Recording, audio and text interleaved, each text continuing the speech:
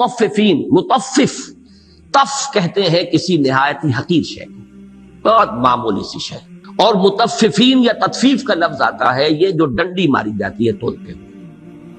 اس میں در حقیقت اس لفظ سے کیوں لایا گیا کہ انسان جب ڈنڈی مارتا ہے تو کتنی کمائی کر لے گا؟ اس میں سیر تول رہا تھا تو 15 چٹان یا 15.5 چٹان تولے گا، اس سے زیادہ تو فرق نہیں ڈال سکتا۔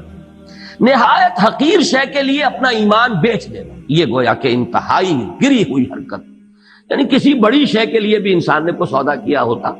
مجھے وہ مصرع یاد آ رہا ہے اقبال کا کہ قوم فروختن دو چہ ارزاں فروختن، ایک قوم کو فروخت کیا ہے، انگریزوں نے پوری کشمیری قوم کو فروخت کیا اور چند لاکھ روپے میں فروخت کر دیا سکھوں کے ہاتھ، ڈوگروں کے ہاتھ۔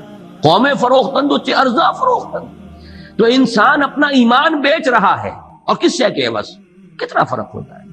اگر دودھ سیر بر تول ناپنا تھا، اس میں آپ کمی کریں گے، 15 چٹان کر دیں گے، 15.5 کر دیں گے، اور کیا کریں گے؟ تول رہے تھے سیر کے، آپ 15 چٹان دیں گے۔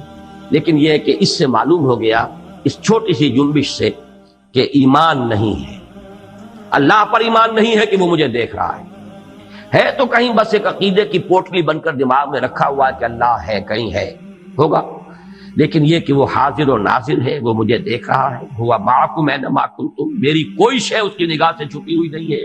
معلوم ہوا کہ تل کی اوٹ میں پہاڑ ہے، حقیر سی اس جو ہے اس نے اپنے نفع کے لیے، فائدے کے لیے اپنے ایمان کا گویا کہ بھانڈا چوراہے پر پھوڑ دیا کہ اس کو ایمان حاصل نہیں، نہ اللہ کا یقین، نہ اس کے حاضر و ناظر ہونے کا یقین، نہ اس کے حضور میں واپس جا کر اور جواب دہی کے لیے اس کے سامنے کھڑے ہونے کا یقین۔